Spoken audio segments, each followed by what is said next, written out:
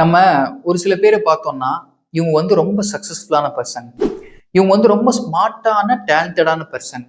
இவங்களுக்கெல்லாம் நம்மள மாதிரி ஓவர் திங்கிங் வர்றதுக்கு வாய்ப்பே இல்லை. ஏன்னா இவங்க எல்லா விஷயத்தையுமே ரொம்ப பெர்ஃபெக்டா பண்ணுவாங்க அப்படின்னு நம்ம நினைச்சிட்டு இருப்போம். ஆனா ஆல்ரெடி நான் ஃபர்ஸ்ட் வீடியோல சொன்ன மாதிரியே ஓவர் திங்கிங்கிறது ஆல்மோஸ்ட் எல்லாருக்கும் இருக்கிற ஒரு எக்ஸ்பீரியன்ஸ்.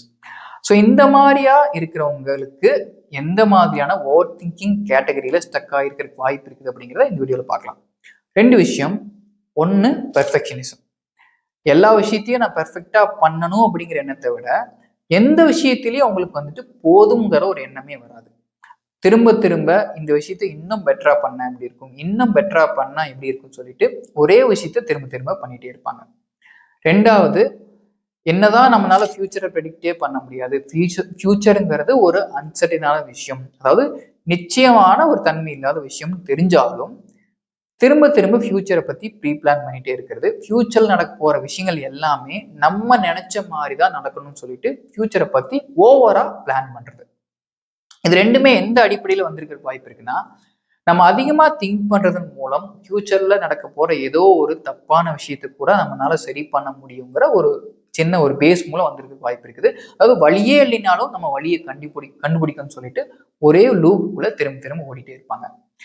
ஒருவேளை உங்களுக்கு இந்த மாதிரி ஒரு ப்ராப்ளம் இருக்குது, இந்த மாதிரி ஒரு ஓவர் திங்கிங் கேட்டகரியில நீங்க மாட்டிட்டு இருந்தீங்கன்னு சொன்னா, இதுல இருந்து எப்படி சிம்பிளா வெளியில வருது அப்படிங்கிறத ஒரே ஒரு சிம்பிளான டெக்னிக் மூலம் பார்க்கலாம். இந்த ஒரு டெக்னிக்கை சைக்காலஜியில் என்ன சொல்லுவாங்கன்னா காக்னிட்டிவ் டிஃப்யூஷன் டெக்னிக்னு சொல்லுவாங்க. இதில் நிறைய கேட்டகரிஸ் இருக்குது. ஒரே ஒரு விஷயத்தை மட்டும் இப்போ நம்ம பார்க்கலாம். நெக்ஸ்ட் டைம் உங்களுக்கு நான் பெர்ஃபெக்டா இருப்பேன், நான் இந்த விஷயத்த பெர்ஃபெக்டா தான் முடிப்பேங்கிற ஒரு எண்ணம் வர்றப்போ இது ஒரு எண்ணம் மட்டும்தான். அதாவது நான் பெர்ஃபெக்டா தான் இருப்பேன் அப்படிங்கிறது ஒரு எண்ணம் மட்டும்தான் அப்படிங்கிறத நீங்க தெரிஞ்சுக்கணும், நீங்க ஐடென்டிஃபை பண்ணணும். இந்த மாதிரி நீங்க ஐடென்டிஃபை பண்ணீங்கன்னா அது ஒரு எண்ணமா வரும் போகும், இன்னொரு எண்ணமா வரும் போகும். ஒரு பாசிங் கிளவுட்ஸ், ஒரு மேகம் மாதிரி வந்துட்டு போயிட்டே இருக்கும். இதுக்கு முன்னாடி எப்படி இருந்திருக்கும்னா, நான் பெர்ஃபெக்டா இருக்கணும் அப்படிங்கிற ஒரு எண்ணம் உங்களுக்கு வர்றப்போ நீங்க அதனால சப்கான்சியஸா இன்ஃப்ளூயன்ஸ் ஆகி அந்த விஷயத்த திரும்ப திரும்ப பண்ணிட்டே இருப்பீங்க. அந்த பெர்ஃபெக்ஷன்ங்கிற ஒரு லூப்புக்குள்ள மாட்டிட்டே இருப்பீங்க. இப்போ என்ன ஆகும்னா அது ஜஸ்ட் ஒரு எண்ணமா வரும் போகும், வரும் போகும். ஸோ உங்களோட ஓவர் திங்கிங்கிறதும் காம் ஆயிடும். இந்த ஒரு டெக்னிக்கை எந்த ஒரு விஷயத்துக்கு வேணாலும் நீங்க இம்ப்ளிமெண்ட் பண்ணலாம். அப்படி இம்ப்ளிமெண்ட் பண்ணி பார்த்துட்டு உங்களோட எக்ஸ்பீரியன்ஸ் என்னங்கிறத கமெண்ட்ல சொல்லுங்க. இந்த மாதிரி சைக்காலஜிலாம் வர்றதுக்கு முன்னாடியே நம்ம திருவள்ளுவர் 2000 வருஷத்துக்கு முன்னாடியே நிறைய விஷயங்களை சொல்லிட்டு போயிட்டாரு. அதுல ஒரே ஒரு விஷயத்த நெக்ஸ்ட் வீடியோல நம்ம பார்க்கலாம். Until then, signing off, see you, MK.